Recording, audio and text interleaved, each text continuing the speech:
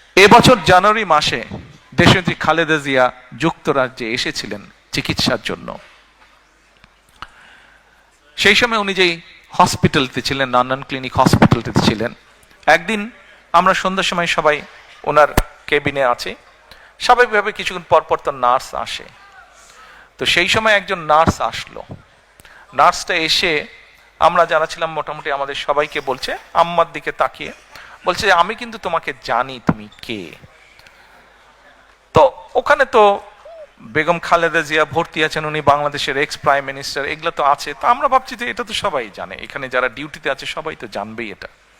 তখন নার্সটি নিজেই বলছেন, না, তোমার যেগুলো অফিসিয়াল প্রোটোকল আছে বা ছিল সেটা তো আমি জানি, কিন্তু আরেকটা ভাবে তোমাকে আমি চিনি এবং অনেক আগে থেকে তোমাকে আমি জানি। আমি যখন ছোট ছিলাম সেই সময় থেকে তোমাকে আমি চিনি, জানি। তো আমরা একটু অবাক হয়ে জিজ্ঞেস করলাম, কিভাবে তুমি ওনাকে চেনো?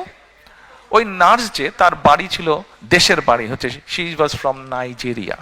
তো বলল, তুমি তোমার দেশে মেয়েদের জন্য ক্লাস 12 পর্যন্ত শিক্ষা ফ্রি করেছো তুমি, এবং